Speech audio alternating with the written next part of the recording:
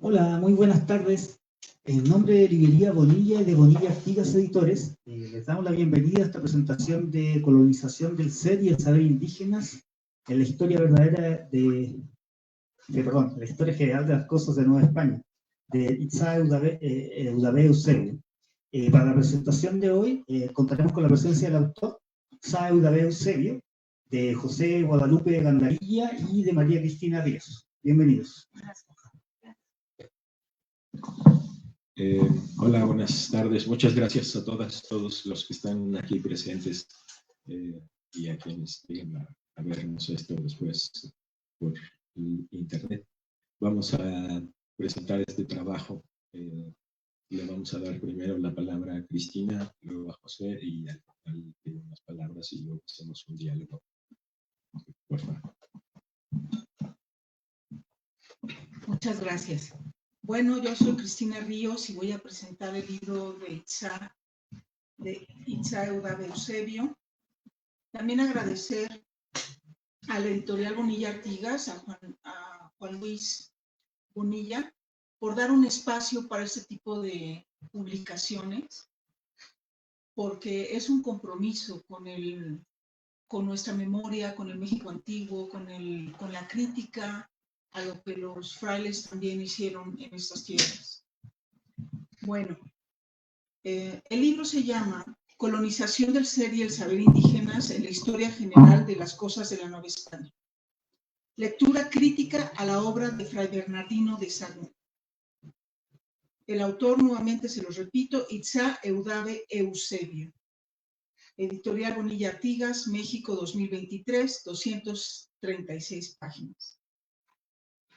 En la interpretación historiográfica acerca de esta obra franciscana del siglo XVI, nos encontramos con quienes sostienen que los 12 libros contenidos en ella es un compendio etnográfico y antropológico de conservación de las costumbres nahuas y mexicas en particular, y que gracias a ello poseemos conocimientos de las costumbres, la cosmovisión, los dioses, las fiestas de estos pueblos originarios, y que el haberlo hecho fue una gran labor. Y más aún se dice que el fraile hizo un rescate de esta cultura para no caer en el olvido.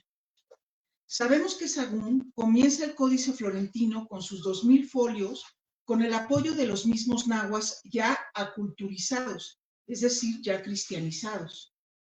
Lo inicia en 1540 y los informantes de Sahagún y los tlacuilos y tlacuilas que intervinieron en sus 2000 pictogramas lo terminaron de pintar a lo largo de 2 años. Este códice fue la base de la historia general de las cosas de la Nueva España, pero cuando el fraile lo reparte a sus hermanos de orden para su revisión, ya no se los quisieron regresar, hasta el punto de su prohibición por la corona española. Este códice es uno de los más trabajados por los etnógrafos, antropólogos, filósofos, historiadores e historiadores del arte, pero queda una gran tarea todavía para otros códices. Según Diana Magaloni, investigadora del Instituto de Investigaciones Estéticas de la UNAM, afirma en su libro Los colores del Nuevo Mundo, artistas, materiales y la creación del Códice Florentino, que los tlacuilos no fueron obligados a elaborar los pictogramas. Lo hacen voluntariamente como una manera de mantener y preservar el futuro después de la herida de muerte a su pasado ya destruido. Es por esta razón que se ofrecen a participar en su construcción debido a una necesidad de reconstrucción de esta memoria para las generaciones futuras y no olvidar lo que fue esta gran civilización mexica. Sin embargo, la lectura crítica de Itzá Eudabé hace una nueva interpretación historiográfica muy novedosa, cuya lectura es contraria a todo lo que acabo de mencionar en las interpretaciones historiográficas.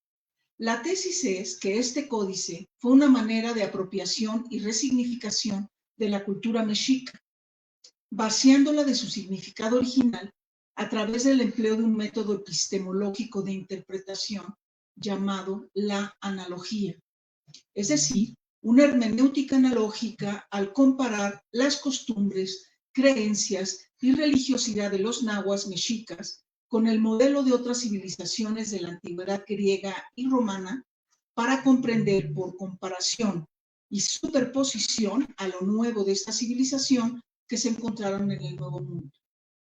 Itzá va citando ciertas fuentes bibliográficas que comparten y refuerzan la interpretación de nuestro autor, tales como las de Garibay, Aman, Miguel II, Pilar Maynés, Mendiola, Alfredo López Austin, López Luján y a otros quienes antes que él ya habían abordado una lectura crítica de esta obra franciscana.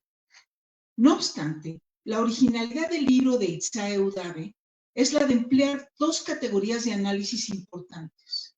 El primero, la colonización del ser, y el segundo, la colonización del saber indígenas, y aplicarlas como herramientas metodológicas para darnos una nueva lectura de este objeto de estudio, tan estudiado por la crítica como es la obra de Sagún.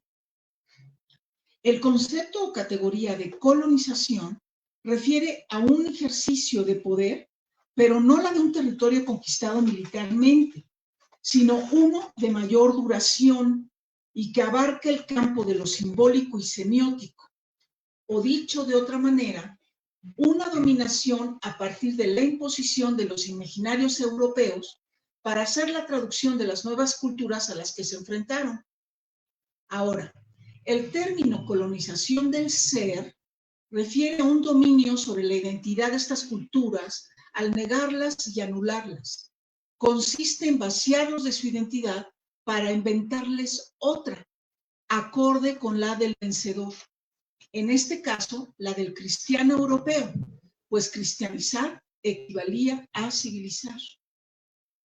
La categoría de análisis es colonización del saber, la cual refiere a la anulación de los saberes milenarios de los nahuas y en particular de los mexicas, como por ejemplo el poder curativo de la herbolaria indígena, su gastronomía, sus maneras de curar enfermedades, los saberes de sus sabios, sus poetas, sus artistas, pintores, agricultores, su organización del trabajo en el campo de su reproducción material mediante lo económico-político, su moralidad, su forma de comprender lo sagrado, su forma de medir el tiempo, sus calendarios, en fin. Para Itzá Eudave, esta obra franciscana hace esto, una colonización en los dos sentidos referidos. Y cita un pasaje del libro de Enrique Dussel, 1492, El encubrimiento del otro, al decirnos lo siguiente, cito, la colonización implicó el comienzo de la domesticación, estructuración, colonización del modo como aquellas gentes vivían y reproducían su vida humana. Cierro la cita.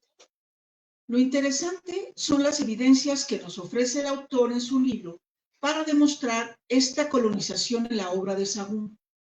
Nos dice que el fraile utilizó el método de la analogía.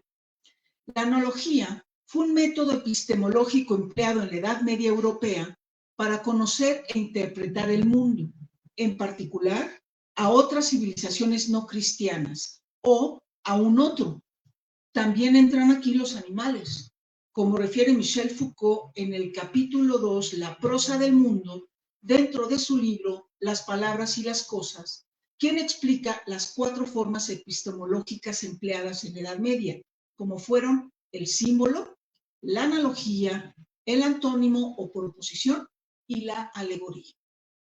Itzá rompe con el discurso dominante de la historia de que América fue descubierta, comenzando con el hecho de que sus habitantes ocuparon este espacio territorial 3.500 años antes de la llegada de los exploradores navegantes de origen europeo.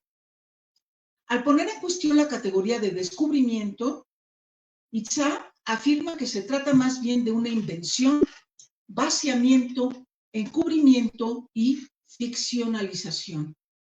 El autor sigue una tradición crítica decolonial de filósofos, sociólogos, lingüistas, historiadores, como son Quijano, Mariátegui, Fanon, Dussel, O'Gorman, Pastor, Sea, Arón, Guzmán, Tavares, Mendiola, Mirés, Rabasa, Rodríguez, Subirats, Cesare, Miñolo, Grossfogel, Lander, Maldonado, Eastman, Rivera, Zavala, Colombres.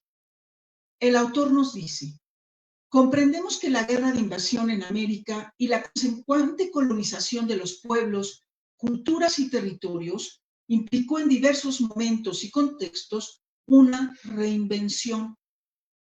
En otros fue el vaciamiento, el encubrimiento y la ficcionalización del espacio, de la naturaleza, de los seres y culturas invadidas.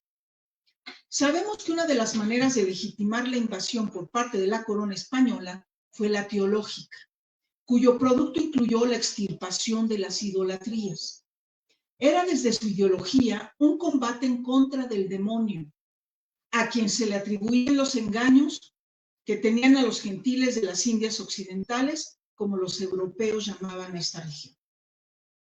La cruzada espiritual que los misioneros franciscanos iniciaron en Asia y África durante el siglo XIII, en el corazón de la Edad Media, como continuidad a la tendencia persecutoria de la cristiandad en contra de las civilizaciones paganas, como fueron los griegos neoplatónicos y los romanos, a partir de la conversión del emperador Constantino en el siglo IV después de Cristo, persistió y se recrudeció en América durante el siglo XVI, ahora en contra de los llamados gentiles, no infieles, como los judíos y musulmanes. Itzá nos dice que estos misioneros franciscanos, con su misión de evangelizar, tuvieron una tarea de larga duración frente a otras culturas, otras costumbres, otros dioses y otros cultos. Cierro cita. Itzá nos dice que en los primeros 5 libros de la historia general de las cosas de la Nueva España empleó este método y ello le permitió al fraile, o sea, la analogía, y esto le permitió al fraile reinventar y resignificar a toda la civilización mexica, tanto a sus dioses o al panteón mexica, como a sus saberes astronómicos y costumbres culinarias y morales, resignificándolas, es decir, primero apropiándoselas y luego, mediante la analogía, inventándolas. Un capítulo muy bien logrado por nuestro autor es aquel en donde los semidioses, dioses y diosas mexicas las compara según con su equivalente griego y romano. Itzá va esquematizando de manera sintética y didáctica a cada uno, lo cual implicó una lectura muy cuidadosa con su escarpelo de cirujano intelectual. El libro que presentamos hoy es una lectura crítica a la obra de Fray Bernardino de Sahagún, La historia de las cosas de la Nueva España, que está dividido, el libro de Itzá está dividido en una introducción, 5 capítulos y unas reflexiones finales. El primero, intitulado Evangelizar, Escribir y Colonizar, Sahagún y el modelo franciscano, nos explica el modelo franciscano de evangelización desde el siglo XIII, al fundarse la orden en 1209 por San Francisco de Asís, su labor misionera por Asia y África, hasta llegar a la Nueva España en el siglo XVI. El segundo capítulo, los dioses ajenos en el Nuevo Mundo, la idolatría como justificación para hacer la guerra al otro y lo otro, nos explica cómo, a través de la retórica bíblica, en pasajes tomados del Antiguo Testamento, la empresa de colonización española legitimó la invasión a los pueblos amerindios a través de la teología cristiana. El capítulo inicia con una revisión de la justificación de otras guerras de conquista emprendidas por los cristianos a otras civilizaciones consideradas idolátricas desde el siglo IV después de Cristo, a partir de la conversión del emperador romano Constantino al cristianismo.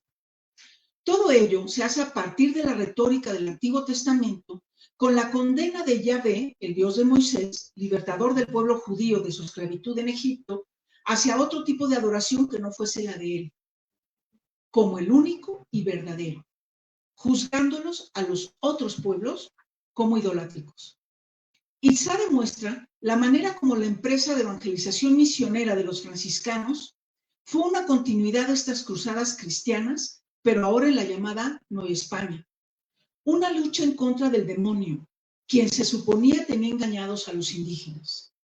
El tercer capítulo, intitulado analogías grecolatinas en la colonización de las cosas divinas o idolátricas, descripción y apropiación del México antiguo, analiza la manera como Sahagún, en su Historia General de las Cosas de la Nueva España, emplea el método de la analogía como modelo epistemológico para comprender e interpretar a la civilización mexica, pero al hacerlo, se apropia de sus saberes y costumbres para resignificarlos, ficcionalizarlos e inventarlos, destruyéndolos en un genocidio epistémico.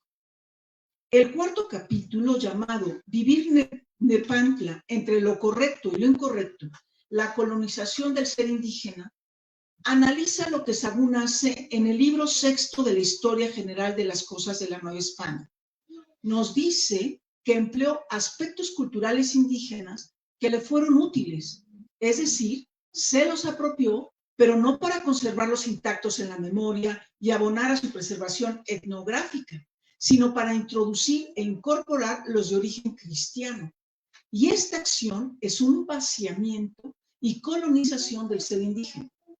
En particular, Itzá se refiere a los llamados Huehuetlactoli, una colonización cultural que reinventa la identidad y la moralidad mexica bajo la retórica de la moralidad cristiana. Ahí donde Sahagún fue encontrando analogías con los modelos de costumbres sociales y morales de origen europeo. Los franciscanos hicieron una superposición ideológica de construcción epistemológica europea sobre los saberes y conceptos indígenas. Y esta acción es lo que se conoce por una colonización del saber, pero a la vez una colonización del ser, pues las costumbres sociales de los indígenas fueron colonizados en su ser y estar, es decir, en su existencia y modos de ser en el mundo.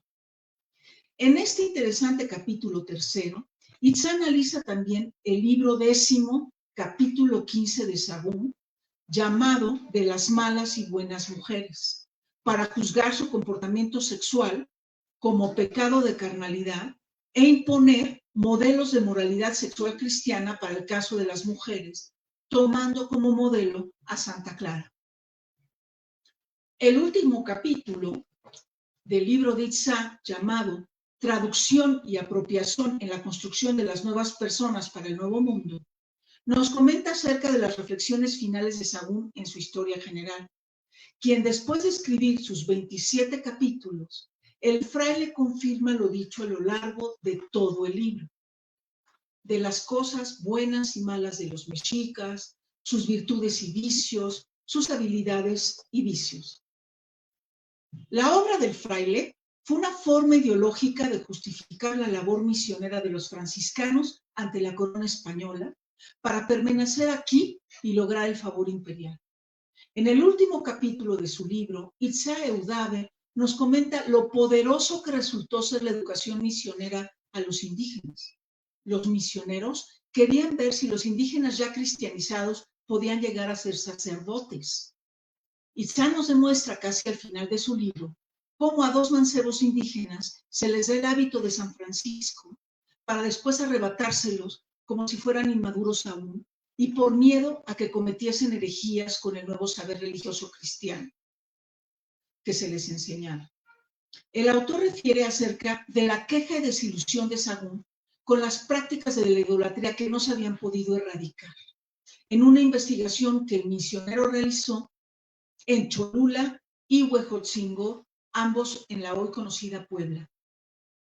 Nuestro autor, Itzá Eudave, no está de acuerdo con aquello que se ha dicho en la historiografía de este texto de Sahagún acerca de que quiso retomar algunos saberes del mundo indígena y por lo cual su libro fue censurado por la corona española, cito, por juzgarlo por las autoridades coloniales como una amenaza al orden social colonial, lo cual llevó a algunos investigadores de Sahagún a creer que fue una manera de preservar la memoria de los antiguos mexicas. La historiografía acerca de este libro de la Historia General ha llevado a los investigadores a creer que Sahagún lo que está haciendo es una forma de preservación de la memoria de los antiguos mexicas. Itzá no está de acuerdo.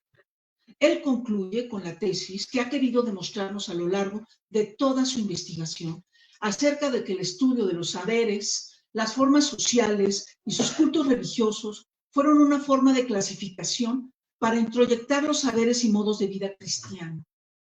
Nos dice, cito, lo cual, de acuerdo con lo que hemos venido analizando, en realidad respondió al mismo interés colonizador en su versión evangelizador-traductor, al utilizar elementos culturales indígenas para introyectar el modelo de vida cristiano imperial. Página 174. En este capítulo final, Itzá, siguiendo autores críticos decoloniales de la obra de Sahagún, tales como David Mauricio Solotkov, Victoria Ríos Cataño, Clor de Alba, Miguel II, entre otros, afirma lo siguiente, cito: los conocimientos sobre lo sagrado y la naturaleza, así como las formas de relacionarse con lo que rodeaba el universo indígena, fueron interpretados desde el imaginario cristiano occidental como obras del demonio y de la idolatría, lo cual permitió sostener las bases de clasificación y discriminación entre los seres coloniales. Página 179, cierro cita. Adicional a todo lo que se ha dicho hasta aquí, me parece que este libro nos ofrece un abordaje novedoso y crítico de este libro de Sahagún, de confrontación de fuentes historiográficas nacionales e internacionales, tanto del pasado como las más recientes. Libro polémico, desde luego, frente a lo que los investigadores opinan acerca de esta obra de Sahagún, quienes han querido hasta santificar. Les invito a adquirir este interesante libro, que se puede leer sin ser especialista, pues también tiene un carácter de divulgación de la cultura antigua, pero revisitada, como les acabo de mencionar. Pero a su vez, también va dirigido a los especialistas. Ustedes deciden cómo lo quieren leer, pues las notas, referencias, citas bibliográficas de fuentes y de archivos históricos que el autor consulta y estudia, nos lleva de un libro a otro. De manera tal que para poder entrar en el debate y polemizar con esta investigación, el lector se verá obligado a hacer toda la tarea que le ha llevado Itzá Eudave muchos años de formación y revisión de fuentes, además de su conocimiento de la lengua náhuatl, que le ha permitido hacer un estudio filológico de otras fuentes, la de los pueblos originarios, y hacer nuevas traducciones sin tener que basarse en los filtros ficcionados de las traducciones de los frailes y repetir lo mismo una y otra vez. Gracias, Itzá, por ofrecernos en clave arqueológica de pico y pala esta valiosa investigación. Felicidades. En el barrio de Coyoacán, Ciudad de México, 8 de febrero de 2021. Gracias.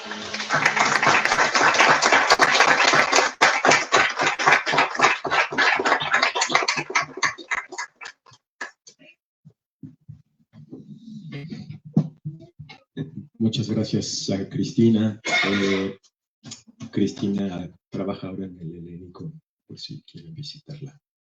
También hace trabajos muy interesantes con las mujeres en la misma época, por el proceso. Ahí venimos haciendo cosas como a la par.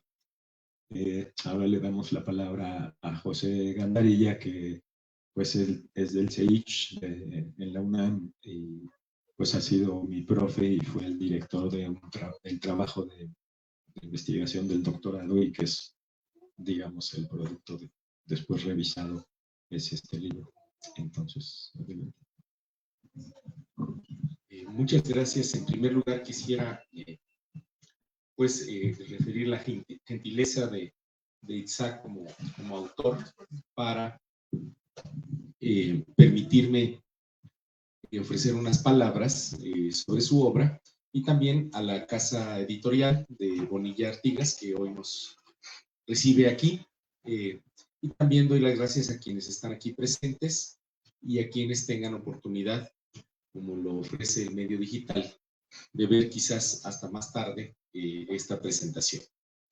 Debo decir que tuve el placer de leer y releer, digámoslo así, el trabajo de Itzá, luego de una semana académica larga en que estuve fuera del país, en Caracas. Entonces, de regreso entre los aviones, fui avanzando en los capítulos y El resto, en este par de días, tuve que avanzar más rápido de lo que esperaba, pero disfruté mucho de la lectura, razón por la cual quiero felicitar también a Itzá por el material que hoy nos ofrece y que creo que va a tener una repercusión, como ya bien lo decía Cristina Ríos, no solo para el público especializado, sino que puede ser tomado en cuenta también en las discusiones más recientes a nivel de la educación pública en nuestro país, por ejemplo, en el caso de la denominada, o el proyecto de la denominada Nueva Escuela Mexicana, haría muy bien en acercarse a la lectura de un trabajo como el que Itzá nos ofrece. El trabajo de Itzá no es el primer libro que él publica, y presenta una madurez en la forma en la que estructuró su libro. Es decir, el libro como una totalidad, digamos, presenta un esfuerzo de integración y una narrativa que va parte por parte acercando la temática que él está intentando desarrollar. Y digo esto que no es el primer libro de Itzá, porque en algún otro momento tuvimos oportunidad, incluso no solo acá en la Ciudad de México, sino también lo pudimos hacer en la ciudad de Buenos Aires, de presentar el otro libro que publicó en 2013, que consagró a una revisión, digamos, en el mismo estilo que intenta hacerlo, en este caso con un intento un poco más abarcador. En aquella ocasión lo hace alrededor de esta entidad o numen Tlazolteotl, en donde ensaya todo un método para desacreditar la lectura que, digámoslo así, desde los colonizadores fue formulando sobre tal deidad, y él entonces recuperará o intentará penetrar esa capa encubierta hacia, digamos, alcanzar una mejor lectura del lugar que Tlazolteotl tendría dentro de la cultura mexica, o más en general de los pueblos originarios. Ese método reaparece en cierto modo en el capítulo cuando abundará sobre las analogías acá, pero está integrado en una lectura más amplia y orgánica del tema que a él le interesa. Por esa razón, también decía yo que su trabajo expresa una madurez. Y quiero felicitarlo además, porque de alguna manera el felicitarlo en el hecho de ver su trabajo escrito ya ahora, dentro de una colección de esta casa editorial, es una suerte de reivindicación segunda que tiene su trabajo, que ya la había tenido en el caso de la presentación que él hizo, porque, bueno, hay que decirlo, este trabajo fue conferida una mención honorífica en el premio de Casa de las Américas, si no mal recuerdo, en el año del 2021, quizás si me corriges por ahí, y que era una reivindicación, en cierto modo, porque para el caso del examen doctoral, el empecinamiento de alguien del jurado no nos permitió, digamos, llegar a esa calificación de su trabajo. Ahora lo puedo decir claramente, viendo publicado el libro, y ese empecinamiento lo explico en una segunda lectura, claramente relacionado con el modo en el que él encara el tema. Porque obviamente que en el título Itzá, desde el inicio, plantea la cuestión de la colonización del ser y el saber indígenas, y a lo largo de la lectura vaya sosteniendo que en ese sentido el proceso de colonización es de una fuerza o un sistema o subsistema externo sobre el sistema, digamos, que persistía de la vida antigua en nuestras poblaciones va en completa oposición a otras lecturas dentro del proceso que se abrió entre el 2019 y el 2021, más en específico, pero con después otros libros que han abundado sobre ese tema, en donde se rediscutió el problema de la colonización de nuestro país, y hubo una cierta escuela con algunos colegas integrantes, investigadoras e investigadores, que más bien abrazan una teorización en la cual, al plantear el problema, por lo demás, desde una teorización que tiene algunos de sus representantes en este teórico norteamericano, Matthew Restall, en donde habla de la figura de los indígenas y los negros conquistadores.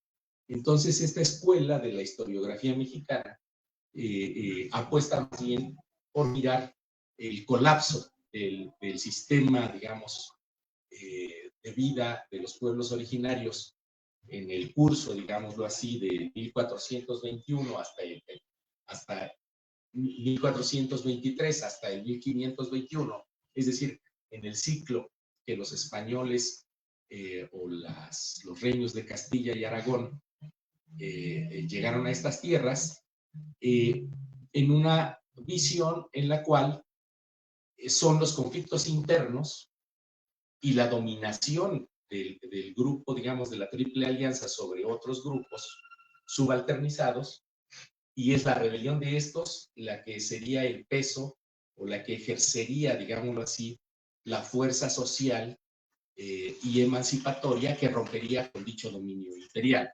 minando con esa lectura, de cierto modo, el influjo del el poderío de un sistema externo que violentamente se sobrepone sobre el mundo de vida, digamos, de las culturas antiguas, en esto que hoy llamamos México. Entonces, obviamente, el abrazar una teorización como esta por parte de Itzá presentaba una condición inconmensurable para la otra visión de algunos de los partícipes del jurado. Y esa visión, más bien político-ideológica, reconocer esto que ha señalado muy bien Cristina Ríos, el sistemático trabajo, el verdaderamente tomarse en serio el tema y pues la revisión bibliográfica tan completa que pueden ustedes ver en el aparato crítico del libro. Un libro que en sus capítulos, digamos, cuenta con casi 550 notas al pie.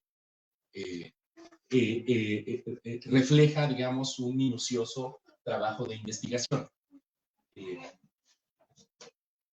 Pero bueno, creo que Itzá en sí mismo, en su trabajo y ahora en el libro que nos ha obsequiado, pues ha hecho esa reivindicación.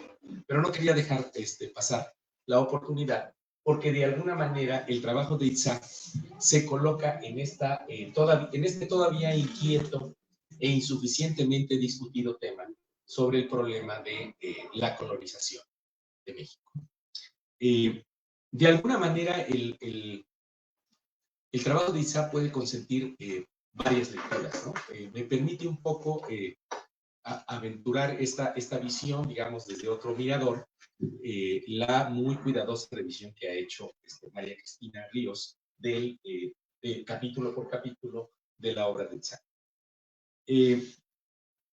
Dicen que Walter Benjamin, en esa posición, digámoslo así, en su momento, redentora en cuanto a lo que él mira como el proceso ascendente del fascismo, él plantea en la alegoría de aquella situación en la cual en el centro de Europa la gente comienza a romper los relojes. Ese episodio de los pasajes de Benjamin refiere al proceso en el cual determinada gente está rompiendo los relojes con una idea de contener o detener el tiempo. Estos relojes muchas veces hacían parte de catedrales o estaban al seno de catedrales. el trabajo de Itzá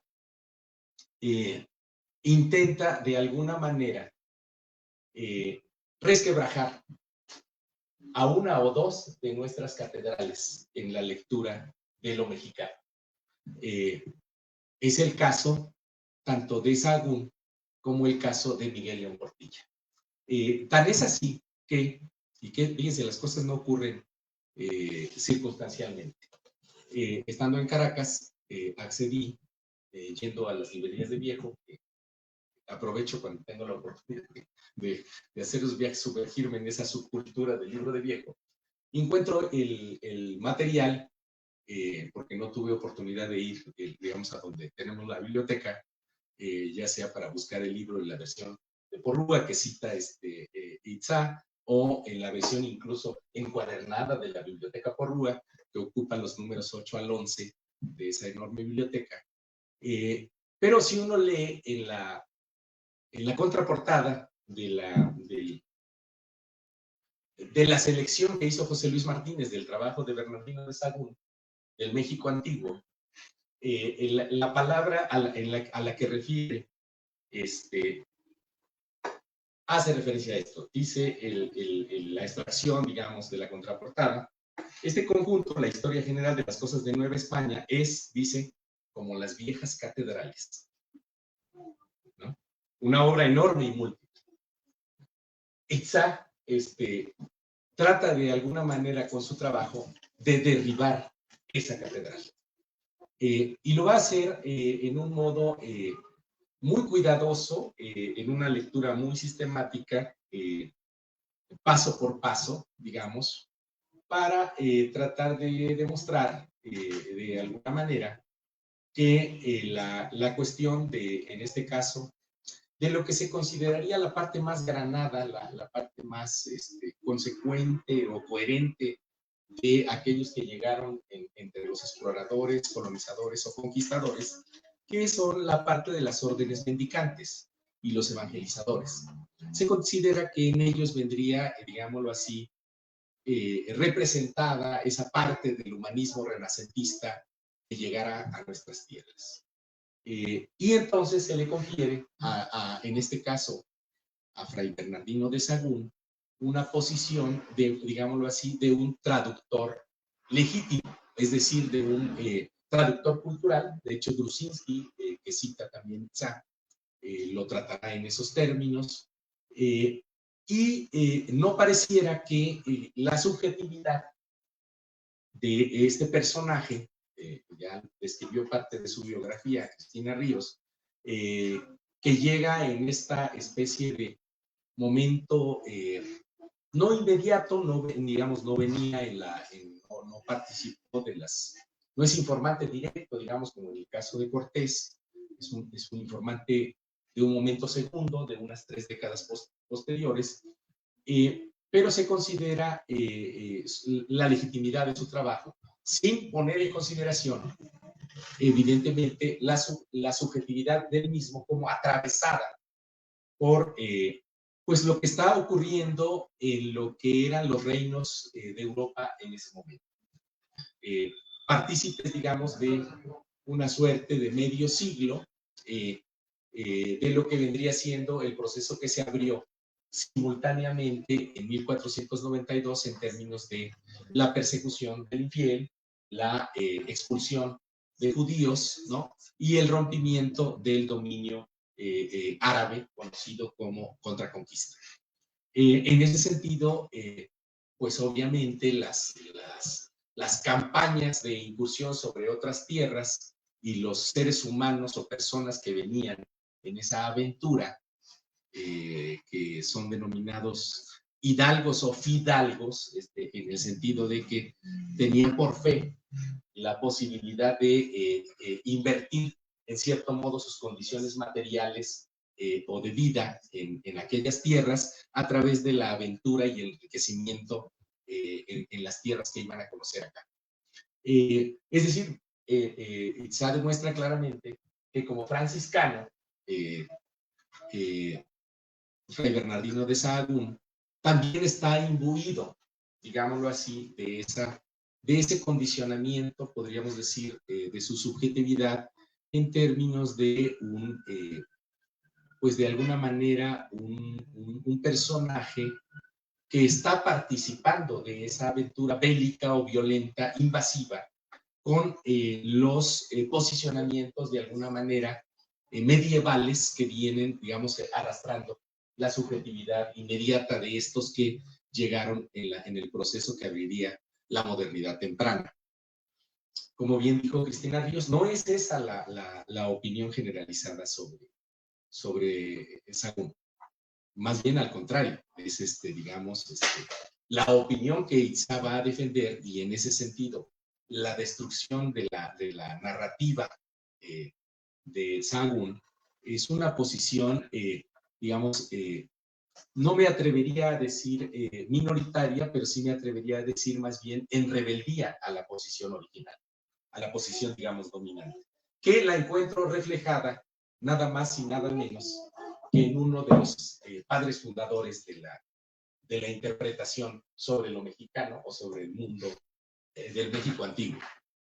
Bueno, lo que nuestro querido colega y profesor y amigo Ambrosio Velasco defendería como uno de los integrantes de una trayectoria muy de largo plazo dentro de las entidades que se conocen como la Universidad Nacional, en donde se alojaría, digámoslo así, un cierto humanismo mexicano, un humanismo radical mexicano, que, bueno, en la lectura de Ambrosio empezaría obviamente con el personaje que él tanto reivindica, Alonso de la Veracruz, integrante también o relacionado con los trabajos de la Escuela de Tlatelolco, y posteriormente, obviamente, hasta llegar a tres personajes con los que él reivindicaría esa posición en el México contemporáneo: Pablo González Casanova, Luis Villoro y Miguel León Portilla.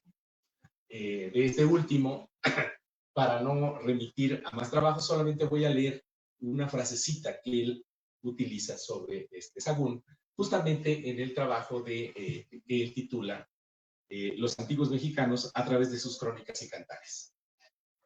Dice León Portilla: tras la visión asombrada de los conquistadores surgieron las imágenes cristianizantes de algunos misioneros que, como Motolinía y Mendieta, veían en la religión y otras instituciones indígenas la obra del demonio. Mas, a su lado también existieron la imagen apologética de las casas, así como, y lo pone hasta entre comillas, la visión integral, auténtica, etnográfica de Fray Bernardino de Sahagún. Ese calificativo, digamos, tan elocuente y elogioso de la figura de Sahagún por parte de Bartolomé de las Casas, sobre Fray Bernardino de Sahagún, esta visión, digamos, auténtica, original e integral, etnográfica de Fray Bernardino por parte de Miguel León Portilla, parece ser, digamos, una barrera suficiente para contener cualquier intento de derribar dicha catedral. El trabajo de Itzá, en ese sentido, va a contracorriente, digámoslo así. Y en ese sentido, el trabajo de Itzá no es un trabajo nuevo, digámoslo así, o aislado. El trabajo de Itzá hace parte de una, digamos, escuela o de una tradición que de alguna manera tuvo en la figura y en el seminario que coordinaba Rubén Bonifaz Nuño, y en el equipo que de alguna manera conformó y al cual Itzá, siendo él más joven aún, se integró, por nombrar algunos, los que me recuerdo, bueno, nosotros tenemos alguno ahí en el SAGE, Octavio Quesada o Lilian Álvarez también, u otras gentes. Ese equipo trató de, digámoslo así, prevalecer en el programa de investigación que de alguna manera Rubén Bonifaz Nuño estaba desarrollando en el caso de este seminario para la descolonización de México. Cuando fallece Rubén Bonifaz, obviamente, pues como en la Universidad Nacional, a veces no se toman las mejores decisiones, el seminario pasó a mejor vida. Y se desperdigaron, digamos, los integrantes del seminario. Y de alguna manera, como en nuestra universidad también, persiste esa situación en la que al parecer funciona a través de un mecanismo meritocrático, pero que ese mecanismo meritocrático más bien se aplica a unos justamente para no sacarlos, para no derribarlos de la mesa, para sostener el funcionamiento más bien de grupos, de familias que acomodan a sus integrantes y en los cuales, digámoslo así, de esa manera garantizan ciertos tipos de contratación. Ese es un proceso en el cual lo meritocrático no rompe, digámoslo así, con un criterio que funciona dentro de nuestra universidad, que es un criterio pigmentocrático y de racialización. Es esa una de las razones por las cuales, de alguna manera, ITSA estuvo en los últimos años buscando una suerte de colocación académica. Ahora me parece que, por lo que platicamos últimamente, la tiene un poco más resuelta en términos de hacer lo que verdaderamente a él le gusta hacer, que es ese tipo de investigación, no, digamos, un trabajo más bien de carácter administrativo, burocrático o de otra naturaleza. Es justamente esa razón también para que ITSA, que ofrece el tipo de trabajos de investigación como este, no tenga una plaza de investigador en la UNAM, tenga otro tipo de plaza o contratación. Eso hay que decirlo. Yo creo que en nuestra universidad hay que comenzar a decir las cosas como son. Porque mucha gente no lo hace y cuando uno lo hace, pues empiezan a volar cabezas, ¿no? De alguna manera te cobran siempre esa especie de osadía, que es practicar en cierto modo la verdad. Leyendo el trabajo de ITSA, no tuve sino la manera un poco de relacionarlo también con la reivindicación reciente que se ha hecho del trabajo de otra investigadora, que en su momento también hubo toda una campaña para deslegitimar y desprestigiar su trabajo, que ITSA mismo cita en el conjunto del aparato crítico que hace. Es el trabajo de Eulalia Guzmán respecto a las cartas de relación de Cortés. Obviamente los historiadores de oficio en su momento dirían, bueno, el trabajo de Eulalia Guzmán está muy bien acreditado, aprendió los idiomas con los cuales revisó los acervos bibliográficos en esos viajes a Europa, revisando fuentes en inglés, francés, italiano o alemán, pero bueno, pareciera que ella tenía una predisposición, incluso hasta en el prólogo de su libro se dice una suerte de predisposición casi acomplejada, ¿no? Por provenir de un pueblo de Zacatecas y que de esa manera, pues, en cierto modo hace un libro muy desafiante sobre la figura de Cortés. Curiosamente, dentro del grupo primero que integrábamos el comité académico, el comité tutoral, digamos, de la investigación doctoral que estaba desarrollando, ITSA, en su momento participó otra colega, de la cual voy a leer un par de líneas, porque después, por razones de trabajo y otras cuestiones, se tuvo que retirar. Pero me parece, en cierto modo, algo adecuado a lo que se planteó también ITSA en su trabajo. Por eso me atrevo a citar, que es una suerte de dos párrafos elementales que, digamos así, de la parte final de la conversación o presentación que se hizo en su momento del trabajo de Eulalia Guzmán y las palabras que refiere María Alba Pastor, que también está, digamos, en la órbita del trabajo que desarrolla ITSA. Dice del trabajo de Eulalia Guzmán. Eulalia Guzmán dice que Sahagún es cortesiano, y pues sí, todos los franciscanos eran incondicionales de Hernán Cortés, pero trabajan para su cosecha, en parte para defenderse de que después del Concilio de Trento, el Vaticano le dio al clero secular la prerrogativa de la administración de los sacramentos de las poblaciones indígenas americanas. Esto es muy importante y hay que verlo en su contexto, porque esos frailes escriben no solo para evangelizar, sino también para demostrar que ellos sí comprendían a los indios, sí conocen la historia prehispánica, saben náhuatl y nadie se puede comunicar con los indios más que ellos. Siguiente párrafo que cito y con eso concluyo la cita. Eulalia Guzmán dice que la obra de Sahagún, que en la obra de Sahagún se omiten las matanzas de Cholula y del Templo Mayor y del tormento a Cuauhtémoc. Ella se da cuenta de que los franciscanos son pro-cortesianos, pero por otro lado, afirma que Sahagún, y en esto critica a Eulalia Guzmán, sí comprendió y rescató la historia del México prehispánico, y que en dicho rescate consiste el resto de la obra de Fray Bernardino de Sahagún. Pero si revisamos esta obra, resulta que está toda penetrada por imágenes tomadas de los pueblos paganos griegos y romanos. Es más, el estereotipo del griego y del romano pagano que fabrican los cristianos es el mismo que le van a atribuir a los indios mexicanos como idólatras, sacrificadores de humanos y pecadores de la carne. En Sahagún hay pasajes de la Biblia y el panteón mexica es como el panteón griego.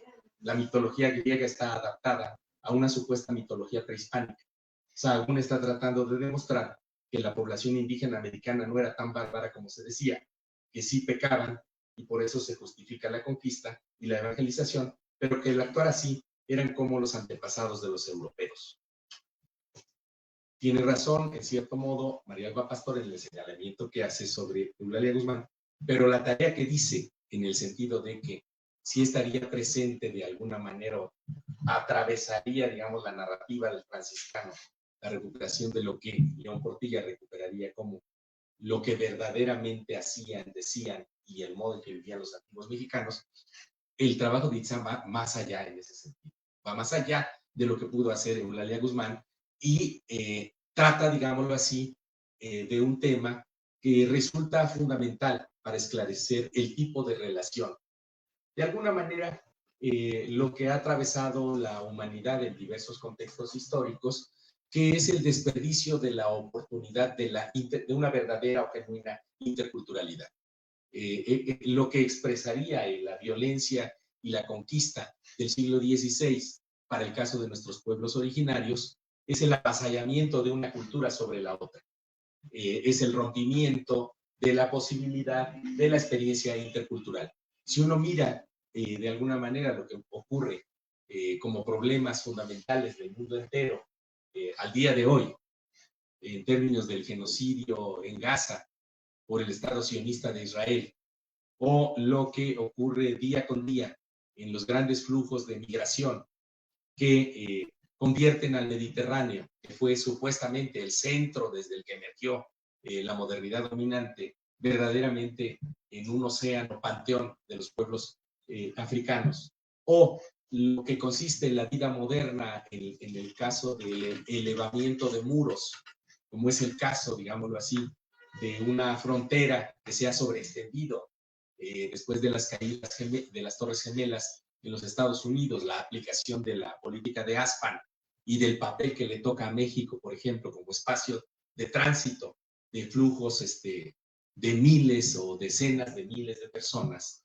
año con año, evidentemente expresarían el fracaso, digámoslo así, o la imposibilidad de que con la modernidad tal cual la conocemos se desarrolle un intercambio cultural, digámoslo así, o el reconocimiento de las posibilidades o del mundo de vida en la conceptualización de una diversidad o de una situación policultural o pluricultural. Tenemos más bien una situación en la cual el libro de Itzal es una herramienta para señalar y discutir esta cuestión. La modernidad misma no es sino un determinado momento, 9 o 10 siglos después, el modo en el que el imperio de la cristiandad occidental se relacionó en un proceso largo que involucró desde el siglo IV con Justiniano hasta el siglo VI de la era común con Constantino, la conformación de esta idea de que el imperio se unifica en una conceptualización de un Dios como único y entonces conforma la visión de que todas aquellas poblaciones que tengan una relación con la trascendentalidad o que tengan una visión de una espiritualidad distinta son agrupados, esa diversidad es agrupada en la forma de pagano. Y entonces el combate al paganismo va a ser, digamos, lo que define la modalidad de relación con las otras culturas. No podía ser distinto el grupo humano que llegó a estas tierras en el siglo XVI, como ya lo había expresado su modo de comportamiento en el siglo XIII con las cruzadas o anteriormente en la edificación del mundo imperialmente conducido bajo la lógica de la cristiandad occidental. En ese sentido, el trabajo de Itzá elige también discutir estas cuestiones en términos de pensar la modernidad desde el equipaje, digámoslo así, conceptual e intelectual, epistémico y metodológico, o de la revisión histórico-crítica de lo que ofrecerían todas estas teorizaciones de la denominada colonialidad o la colonialidad del poder, como suele citar Itzá. ¿Qué hay que decir? Que a veces hay escuelas, facultades, institutos donde hay grupos que parecen tener una resistencia a esa formulación, justamente porque ven como si fuera justamente una cuestión paradójica de que aquellos que están planteando la cuestión de la descolonización del conocimiento son como una suerte de nuevos emisarios misionales coloniales, en el sentido de que las teorías de la colonialidad vinieron de fuera y se están inscribiendo en la tradición, digamos, de conocimiento de más de carácter autóctono o autocentrado que nosotros tendríamos. Es una paradoja, es decir, vienen a plantearnos la cuestión de la descolonización cuando ellos son integrantes de universidades formados en la cultura de las universidades estadounidenses. Eso hay que combatirlo en el sentido de que tanto conceptual como terminológicamente, incluso, y eso en una de las conferencias que ofrecí ahora en Caracas, en un trabajo que espero ya haber publicado próximamente, demuestro claramente incluso cómo el concepto mismo de colonialidad no es una atribución que en un momento determinado al propio Aníbal Quijano se le haya ocurrido en el año 90 o que fundamentó en su discusión, digamos, entre el 90 y el 2000 con mucha fuerza. El concepto o el término de colonialidad atraviesa la producción de la ciencia social latinoamericana con usos precursores desde los años 70. Y en ese sentido, la propia formulación de la noción, el término o el concepto de colonialidad es una producción del pensamiento social latinoamericano. No corresponde a ninguna campaña o misión académica de colonización de nuestras mentes. Es por el contrario, yo creo que hay que operar una lectura en ese sentido de una tradición que está acá. Y por otra parte, Itzá no se conforma con ello, no se conforma con remitir a este equipaje terminológico, conceptual, teórico, metodológico de la colonialidad, sino que elige para el proceso que está analizando apostar por la noción, como bien dijo Cristina Ríos, de que no es una noción inocente, es la noción de colonización del ser y del saber indígenas.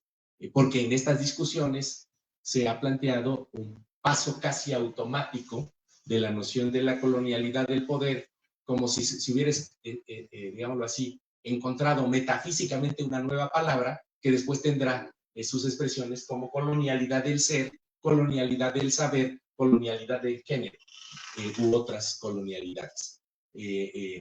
Itzá elige caracterizar de esa manera como colonización, lo cual tiene un significado histórico-crítico muy preciso, que es el del avasallamiento desde una fuerza externa con una lógica cultural, espiritual como la que ya señalaba, o religiosa, de la cristiandad dominante, pero por otro lado, en cierto modo, y eso para no convertir la sesión en un grado extremo de elogio solamente para Itzá, sino para que él tenga oportunidad de comentarnos algo, en algún lado elige hablar él de colonialidades internas o de la colonialidad interna.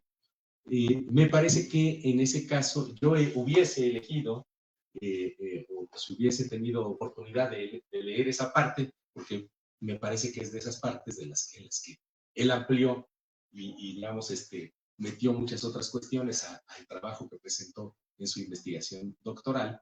Creo que en ese caso hubiera convenido sostenerse en la idea del colonialismo interno desde nuestra tradición.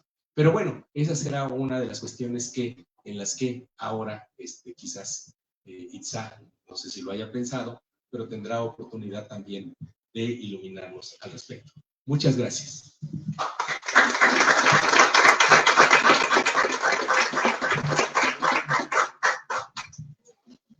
Muchas gracias, José. Siempre hay muchas preguntas. Hay una pregunta genera más preguntas, siempre es muy interesante. Y los temas, pues siempre pasa eso, ¿no? Yo les agradezco las palabras a ambos. Les invitamos a leer el libro.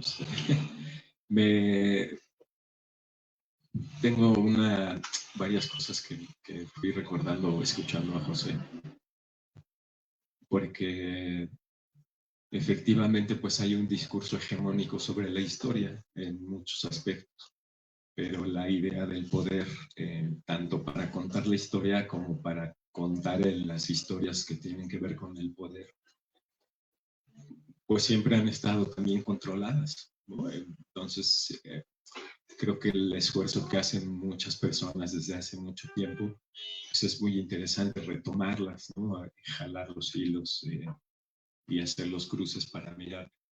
Finalmente, la idea de Sahagún y los franciscanos no era escribir un libro para que nosotros supiéramos cómo eran nuestros ancestros. Vinieron a evangelizar, a colonizar, vinieron a imponer una forma de ser y vivir en el mundo que no existía aquí. Me parece que esa es la tarea principal.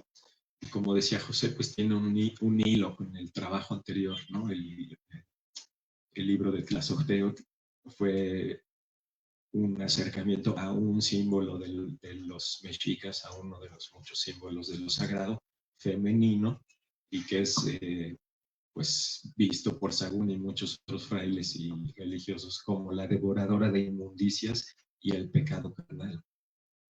O sea, esas categorías le pusieron desde su pensamiento cristiano. Las propias categorías pues ya nos tendrían que hacer pensar y decir, pues como que pecado carnal, si aquí no había pecado, ¿no? Esa idea no existía. Y sin embargo se la inventan y la resignifican porque ocupan la palabra náhuatl, tlalticpayotl, para decir esto es pecado, pero tlalticpayotl significa otra cosa. Son las cosas que pasan sobre la tierra, que pues, pueden ser muchas cosas. Pueden ser cosas correctas, cosas incorrectas, o cosas que nos hacen bien o cosas que no nos hacen bien. Pero tiene otro sentido hablar de lo que no nos hace bien a hablar del mal, por ejemplo. No existe esa categoría del mal. Entonces eso, pues desde los trabajos que hice para desmenuzar lo de Tlazolteotl, pues me quedaron muchas cosas pendientes y abiertas para trabajar en la obra de Sahagún. Y por eso después retomé, ¿no? Es un trabajo de más de 10 años, porque tiene ese hilo desde el 2013 hasta ahora, ¿no? Y pues básicamente a mí me parece que lo más importante es que yo siempre tuve unas preguntas ahí cuando leía cosas de la historia, cuando empecé a estudiar mesoamericanos y luego profundicé en latinoamericanos, pues en cómo se describían a nuestros territorios, a nuestros ancestros, a los pueblos, culturas que existían aquí. ¿Quiénes eran los que escribían? Y la pigmentocracia también aplica para cómo han escrito la historia y a quienes han publicado más y a quienes pues, es difícil publicar y hay que estar buscando, ¿no? Tampoco no todas las editoriales se avientan a publicar, así que hay pues, también un reconocimiento a la editorial, ¿no? Que si ustedes se dan una vuelta, pues hay materiales súper interesantes de muchas áreas que no se ocupan en otros lados, ¿no? Y así son las pequeñas editoriales de Latinoamérica. son, me parece, como pequeños oasis, ¿no? Donde encontramos cosas que se están pensando desde América. Eso fue una de las principales cosas que aprendí, es que teníamos que generar pensamiento propio por nuestra propia cuenta. Siempre recuperamos a Simón Rodríguez y el espíritu que le inyectó a Bolívar y lo que implica Bolívar en el ideario del pensar la libertad de nuestros pueblos, porque han pasado 500 años, pero el resultado de la colonización no está súper permanente. Hay muchos espacios que podríamos desmenuzar de la actualidad que tienen que ver con lo que pasó hace 500 años. Había otras formas de relacionarse entre las personas, había una relación distinta con la naturaleza, lo cual siguen preservando y cuidando nuestros pueblos indios, que están vivos, no están muertos. No son los indios muertos que el nacionalismo ha querido tomar solo como eso, olvidándose de los pueblos indios vivos y de los mestizos producto de la violencia colonial que fuimos los demás. Una tarea que yo he aprendido en estos años en la universidad y fuera de la universidad, pues es que la lengua nos permite conocer el mundo de otra forma, ¿no? Eso a mí me permitió releer, y ahora es el trabajo que llevo varios años haciendo, de releer la parte escrita en náhuatl por los estudiantes de Sagún, porque dice una cosa y el fraile puso otra, totalmente distinta, porque le metió pues, toda su ideología y el objetivo que era pues, evangelizar. Creo que hay que retomar a León Portilla y a los clásicos y las vacas sagradas y las catedrales. Es muy interesante eso de las catedrales, no lo había pensado. Porque me parece que tenemos que saber de dónde vienen las cosas que nos dijeron que somos, de dónde viene lo que somos, porque quién dijo que así era el mundo. Y entonces empezamos a desmenuzar y vamos dándonos cuenta que muchas construcciones del deber ser para las personas vienen del pensamiento cristiano imperial. Esto que José recuperado ahorita es muy importante porque ese modelo se traslada hasta las relaciones sociales actuales, las relaciones de pareja, las relaciones familiares, en el trabajo, en los espacios laborales, contrapuesto al trabajo colectivo y el interés colectivo social que tendrían los pueblos indios desde antes y hasta hoy día. Por eso muchas respuestas podríamos rascarle por ahí, ¿no? A mí me alegra que estén mucho aquí compañeros y estudiantes, porque eso hago en mi clase o eso intento, a repensar juntos para cambiar las cosas. No creernos todo lo que ya está dicho, ¿no? Que necesitamos hacer otras cosas. Y pues también tendría que decir que el libro se enmarca en el espacio del Seminario de Estudios para la Descolonización de México, que también hacía mención José, el cual sí se deshizo y ahora se está tratando de volver a echar a andar ahí en filológicos en la UNAM. Hay cosas, materiales críticos. Mi libro, yo digo que se suma a una serie de materiales, a maestros que han escrito desde otros aspectos. Pensar desde nosotros, pues desde nuestra propia cuenta, me parece que de aquí hacia el sur de América, pues hay muchos pensadores y pensadoras, ¿no? Por ahí anda un compañero chileno que compartimos también ese mismo andar.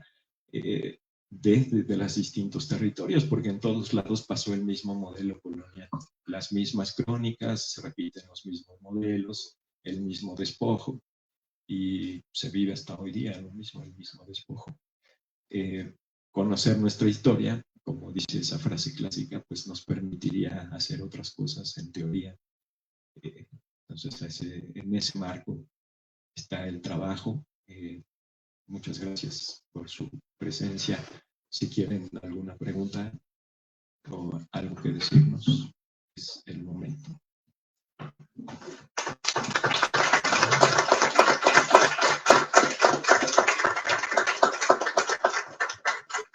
tal como Sa comentó, si alguna persona quiere hacer algún comentario, consulta o pregunta, hay un micrófono disponible.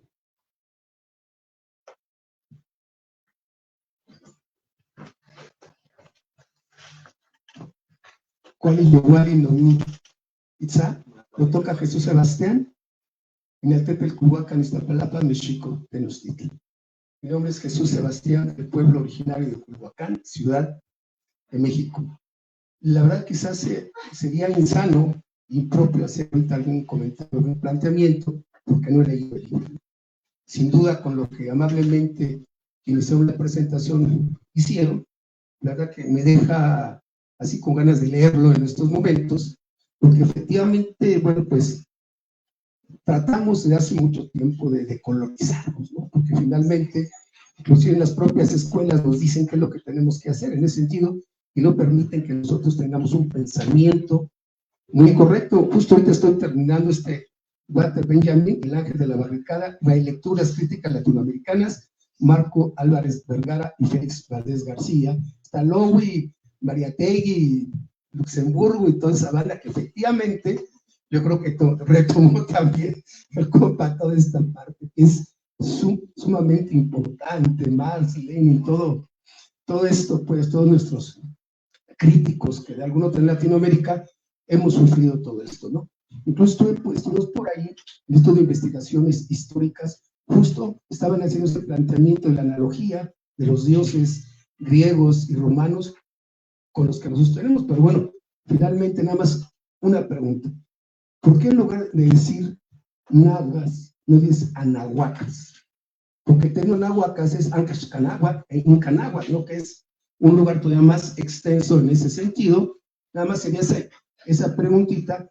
Y quizá la otra, como no es que no he leído, pues por eso a lo mejor no, es incorrecto lo que estoy diciendo, pero también en su momento decir no indígenas, pues, ¿no? El camarada, efectivamente, de pueblos originarios, sin duda, es parte importante. ¿Por qué? Porque alguien se equivocó y dijo, ya llega a las Indias, no fue las Indias. Sin embargo, creo que es un término de administración colonial que se utiliza, pues, en ese sentido, pero somos nahuas, somos triquis, somos centrales, yo creo que sería importante, en el principio, comenzar a definirnos en esa parte. No sería todo, y la verdad que, pues, muy interesante, creo que vamos a tener que leerlo para tener un poquito más de visión en esa parte, y felicidades, porque hay que ser críticos. Y damos como un anuncio, el domingo 3 de la tarde, la Independencia, marcha en apoyo a Ayotzinapa libre. Muchas gracias, Macuali, Yoguali, Noyoki y Catahuatzin.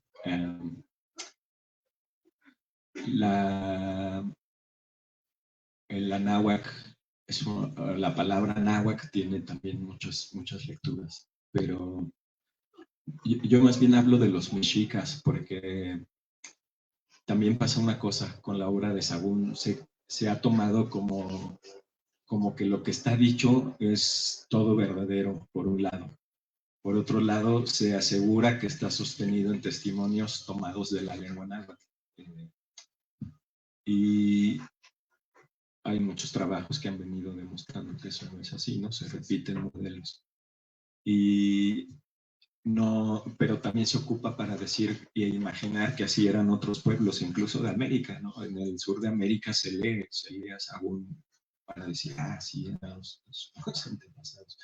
Entonces, por eso yo ocupo eso, decir, en realidad él trabajó en unos lugares muy particulares. Llegó a Tepepulco, que es en Hidalgo, aquí cerca, y luego se vino a Tlatelolco, y luego a San Francisco, que también es ahí a un lado de Tlatelolco. Esa fue la zona, o sea, estuvo en el mero centro.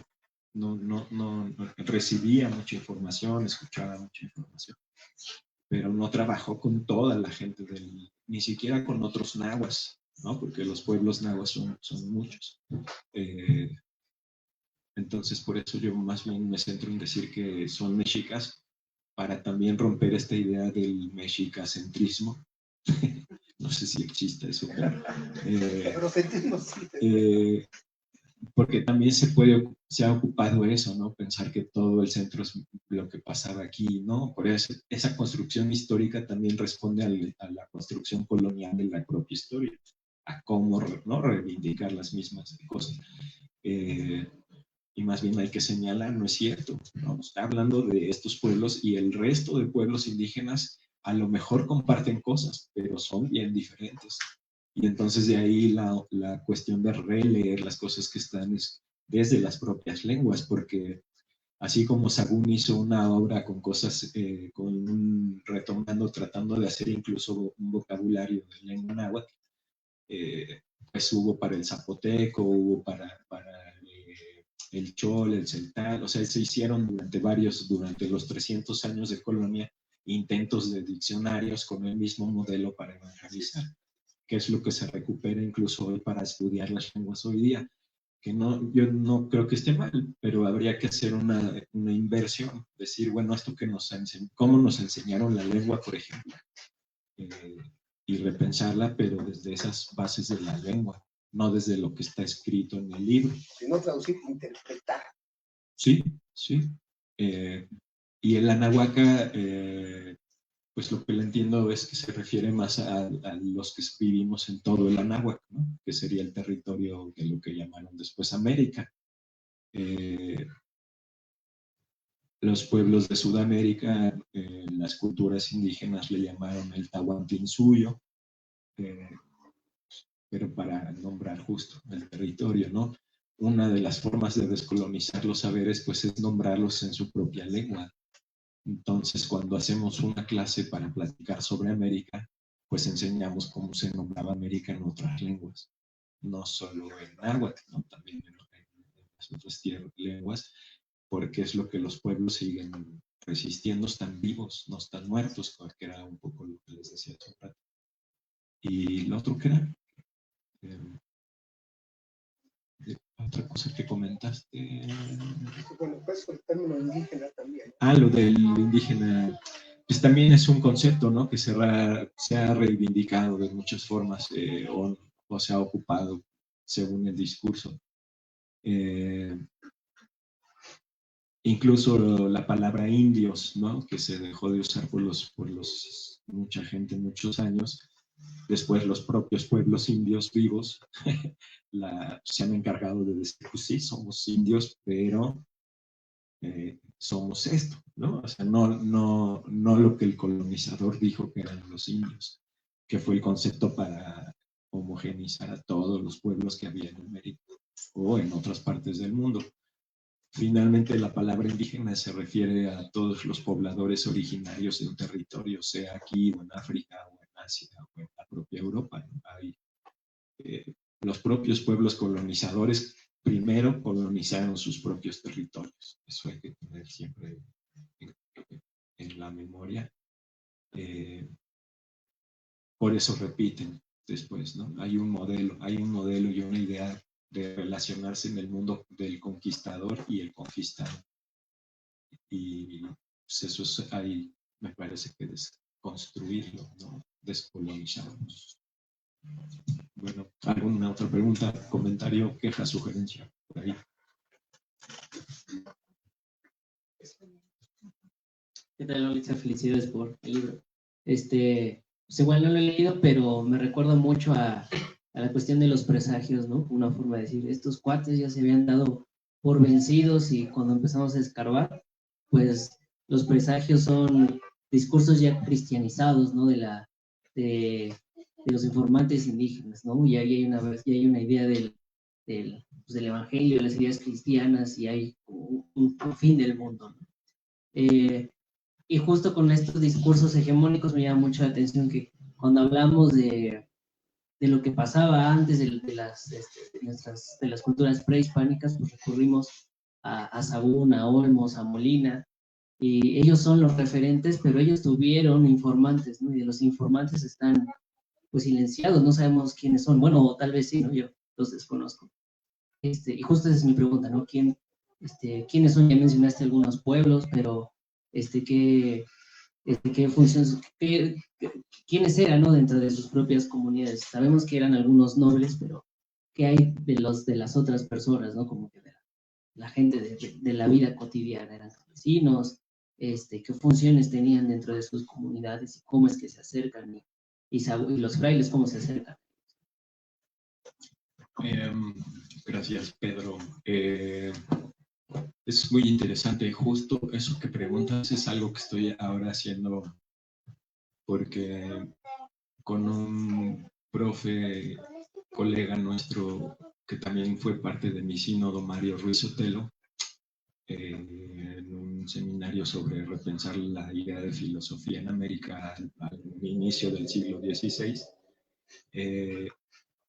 me preguntaba desde las reuniones tutorales y luego en el examen, decían cosas como, por ejemplo, ¿por qué se cree esa idea de los augurios, ¿no? ¿De dónde viene? Porque además es muy repetido.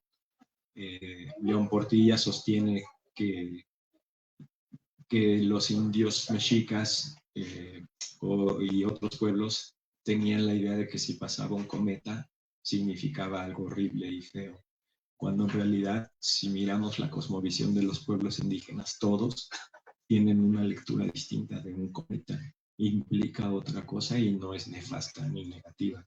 Había una relación con el cosmos muy particular, que se nombraba de otra forma.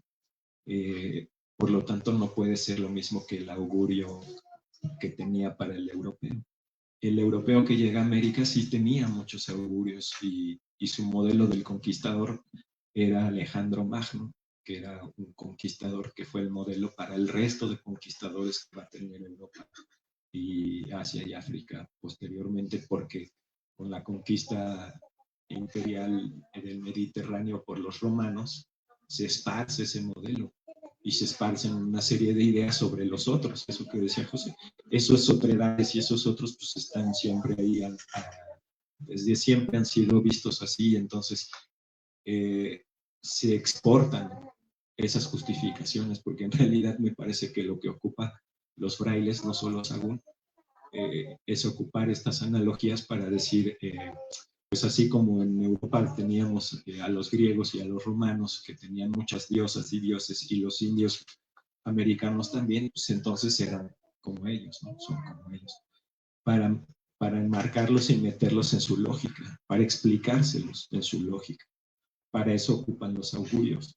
De ahí la crítica que se le ha hecho mucho al trabajo de León Portilla. Vivió de eso toda su vida, hasta que murió, y su mujer debe seguir cobrando regalías.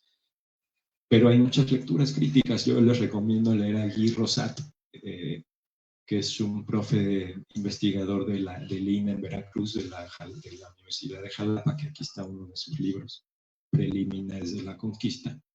Pero tiene un libro que me parece trascendental y que a mí me ayudó a darle clic y tuerca a todo lo que yo venía leyendo, que se llama Indios Imaginarios e Indios Reales, que desmonta cómo es la idea de la conquista de Tenochtitlán. Conquistan Tenochtitlán, no conquistan México, y siempre nos han enseñado que conquistaron México y que conquistaron América.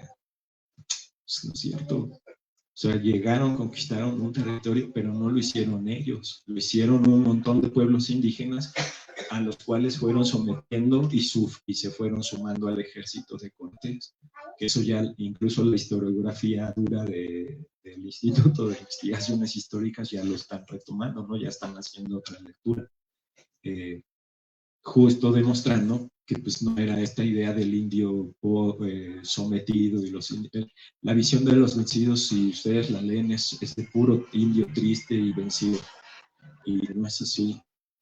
O sea, fue un pedazo, sí, quizá, pero en realidad hay muchas otras partes. En las propias crónicas escritas en náhuatl se nombra de otras formas eso, ¿no?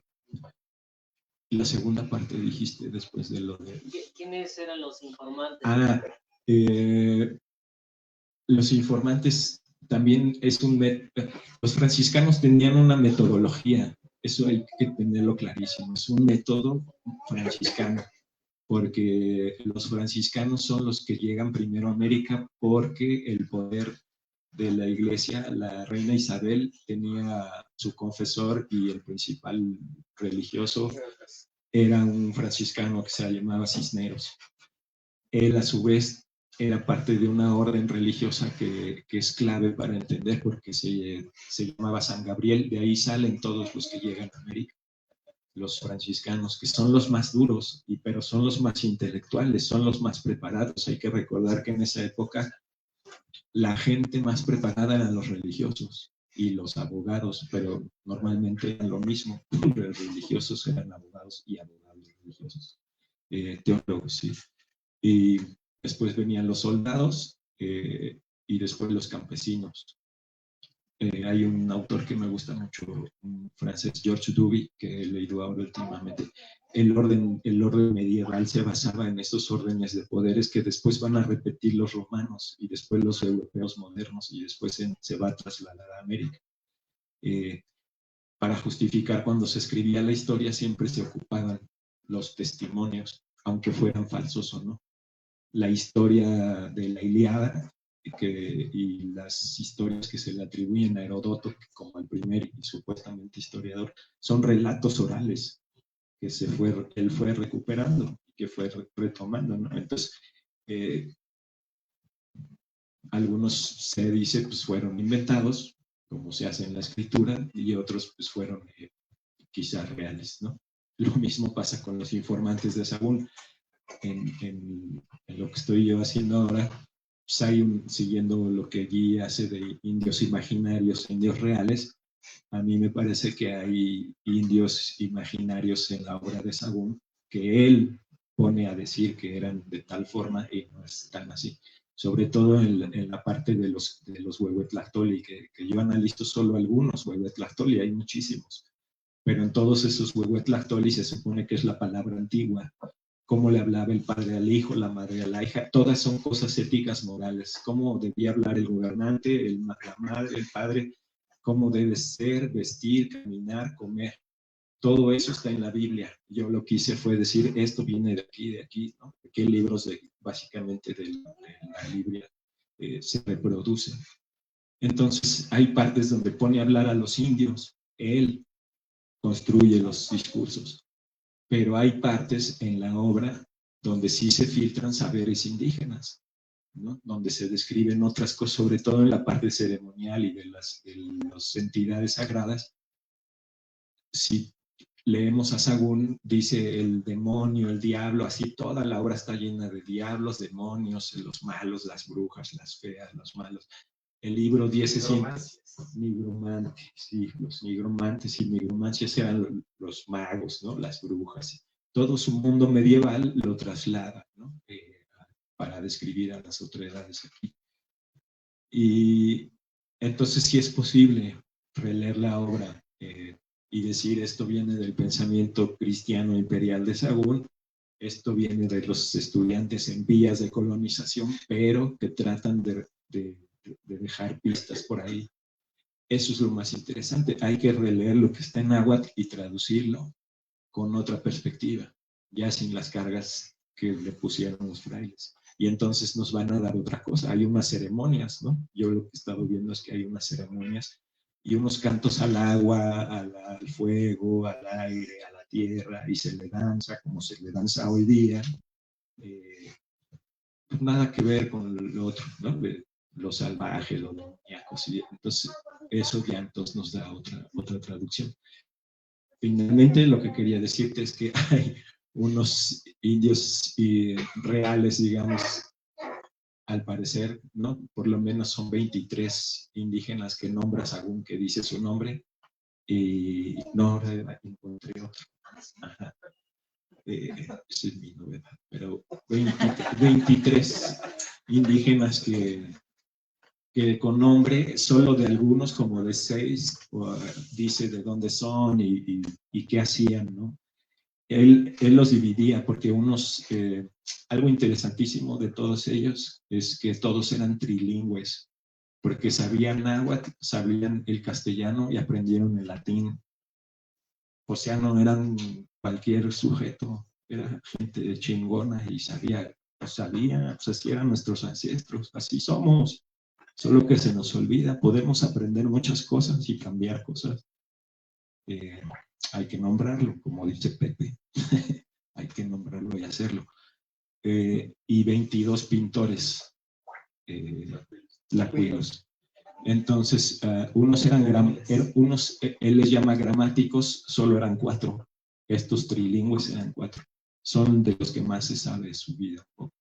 Luego hay otros que eran curanderos, por ejemplo. Eso es muy interesante porque no eran de la nobles, eran curanderos. Esa idea de la nobleza en realidad es una imposición occidental. No existían las clases sociales igual. Había otro tipo de clases, pero no esas. Los pilis en náhuatl significa hijo. Los pilis eran nuestros hijos, todos nuestros hijos. La hija que anda ahí no solo es mía, es de la comunidad, porque la cuidamos entre todas y todos, ¿no? Mis amigas, amigos, compañeras, compañeros, mi mamá, mi papá. Y eso hacemos hasta hoy día en las comunidades y en nuestras casas, así es. Es lo más venerado, es lo que más cuidamos. Cuando en los poemas se refieren a eso, se refiere a eso, no a la nobleza del pili, que es la construcción que le superponen. ¿Así me cachan? No había nobles. Oye, yo tengo una pregunta, Itza, rapidísimo. Diana Magaloni, que tú mencionas en tu libro, habla de que efectivamente fueron 12 tlacuilos, pero posiblemente ella no dice, pero yo supongo que también eran tlacuilas, o sea, no creo que nada más hombres, porque también ellas sabían del orden económico y político de sus organizaciones para poder hacer la imagen. Y la imagen representaba una gran sabiduría, ¿no? Pero la pregunta que te tengo es, si Magaloni dice que los informantes de Sahagún se ofrecieron voluntariamente, los tlacuilos y tlacuilas se ofrecieron voluntariamente a pintar este códice porque era una manera de preservar el futuro y la memoria de su civilización ya destruida semióticamente desde el origen, ¿no? Entonces, no sé si estés de acuerdo con esta idea de que ellos se ofrecen para preservar y entonces, si no están falsificando o ficcionando el asunto, no habrá dentro de estos tlacuilos y tlacuilas quien lo está haciendo de una manera de resistencia para mantener sus signos en latencia y utilizar el signo del vencedor para poderse mantener en la rebelión, como esta tesis de Bolívar Echeverría que habla de la codigofagia semiótica. Esa es la pregunta. Añadir una partecita a la pregunta que hacía Cristina, porque eso además tuvimos oportunidad de discutirlo directamente en alguno de los seminarios que organizamos por aquellos años en el doctorado de estudios latinoamericanos, con José Rabasa, ¿recuerdas? Porque además tiene un libro que, bueno, el mejor momento para haberlo traducido era hace un par de años, en 2021, que es un libro muy interesante realmente, que en inglés lleva el título de Cuéntame la historia de cómo te conquisté, y analiza justamente esos pergaminos. Él también con mucha seguridad decía que eran hechos por tlacuilos y tlacuilas, y analiza también algunos de los mapas de Pautincha, ¿no? La cuestión entonces remitía a esa labor, digamos, y él también distinguía de alguna manera esta intromisión, digamos, dentro de la esa imagen o el uso de la imagen como una narrativa. Hablaría de una cierta etapa, de un momento 1 y un momento 2, cuando dentro de los propios códices se empiezan a poner esta especie de globitos con una formulación ya cristiana, es decir, que comienzan a aparecer como si fueran cómics, ¿no? En donde ya remiten a cuando en las anteriores formulaciones, y creo que justo algunos de los discípulos integraban el trabajo con Rubén Bonifaz, remitirían, digamos, a lo que nos diría esa la imagen como una manera, digamos, de recuperar el cómo fueron esas culturas. Por el otro, lo que estaría tallado en la piedra, que es también otra posición, es decir, que como dice José Alfredo, pues que hablen las piedras, ¿no? Vivan, como dice háblenme montes y llanos, ¿no? Grítenme piedras del campo, ¿no? Es decir, que hable la piedra también. Entonces ahí tendríamos esa posibilidad de recuperar, ¿no? De alguna manera la pregunta iría en ese sentido, de cómo recuperar lo que nos dicen esas culturas. Y en el medio de todo esto que señala Itza, recuperando ese concepto no solo de lo mágico, sino de lo mágico malo, una especie de magia blanca y negra, todas estas nigromancias. Yo creo que era un gran orgullo para un personaje del siglo XIX, como Ignacio Ramírez, que le apodaran el nigromante, de quien se dice justamente que en el Colegio de San Juan de Letrán decretó antes que Nietzsche que Dios no existe, ¿no? Entonces, no sé si tengas algún comentario. Sí, soy fan de ¿no? O sea, un anarquista, preanarquista. ¿Por dónde empiezo? Lo de Magaloni. No sé, me cuesta trabajo entender. Porque todo eso pues, es interpretación, ¿no? Es imaginar. Les pregunto a ustedes, imaginémonos, ¿no? Así, estamos en 1521, 22, y entonces están los soldados por un lado, con sus lanzas, sus armas, y por otro lado, pues acaban de matar, o sea, hablando del Tenochtitlan, ¿no? Casi también siempre nos cuentan cómo fue la conquista, pero no nos cuentan qué pasó después.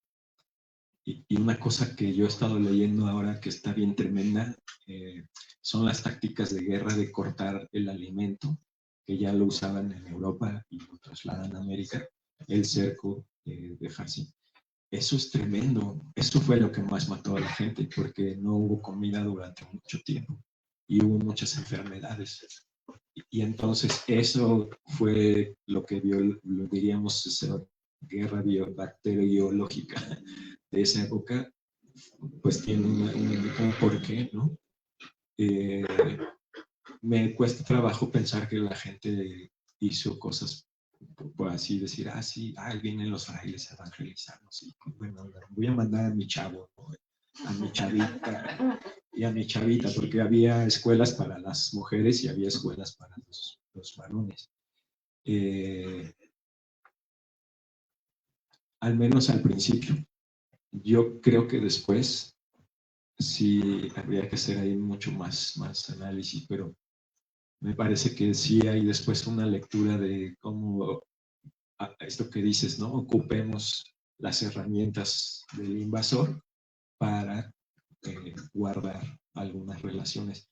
Me parece que lo que hace Guamán Poma en la zona del Perú es muy interesante para pensar eso.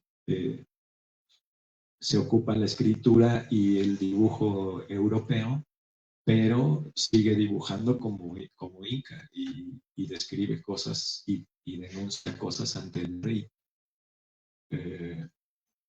de lo que estaban haciendo sus vasallos en América. Entonces, no sé, quizás me parece que en algún momento es forzado y quizá en otro momento sí se dan cuenta que es uno de las tantas lecturas que se le ha hecho a la obra de Sahagún, al pensar que los indígenas que participaron de ello lo hicieron con esa intención de resistencia, ¿no? Que más bien así lo vemos ahora, no es que en ese momento hayan dicho, aquí lo va a leer Itzán 500 años y va a decir, aquí está. Para que publique el libro. Claro. Sí, o sea, a mí me parece que justo tiene que ver Sahagún empieza a escribir después, justamente, ¿no? Y empieza a retomar. También algo interesantísimo es el informante también es una figura retórica de la conquista, porque se usa así lo dijeron informantes, porque se usaba para, como lo dijeron, entonces sí pasó, pero ahí hay que pensar esa otra parte de los informantes, ¿no? ¿Qué cosas de veras habrán informado bajo el yugo, ¿no? Es el papel siempre de imaginar cómo estaría Malinche viviendo con el conquistador Cortés y sirviéndole, ¿no? Siempre es la idea de que, y no, más bien estaba resistiendo, ella sí estaba resistiendo, aprendió una lengua más como estos indígenas que luego en el colegio de Tlatelolco estudian, pero las primeras lenguas, como le llamaban a los traductores, eran mujeres, eso está estudiado ahí no me acuerdo la compañera que lo hace, pero eran mujeres y traía a Jerónimo de Aguilar, ¿no? Que era este español que antes había llegado a naufragar, ¿no? Y había aprendido un poco de maya. Por lo tanto, eso responde a lo de las tlacuilas, claro que había, si había guerreras y guerreros, ¿no? Había curanderas y curanderos, había gente, mujeres y hombres en el campo. Había una distribución distinta, ¿no? No había este corte de género que se impone, pues al menos a partir de la conquista más claramente, ¿no? Qué labores hacen unos y qué labores hacen otros. Muchos de los pueblos en América, hay que recordar que su origen era nómada, o sea, no, hasta mucho después empezaron a asentar en los territorios. Eso a mí me hace pensar que el intercambio cultural entre los pueblos de forma natural existió, sin necesidad de imponerlo. La forma de hacer la guerra en el mundo antiguo también era diferente en América, ¿no? Y cambia con la llegada de los conquistadores.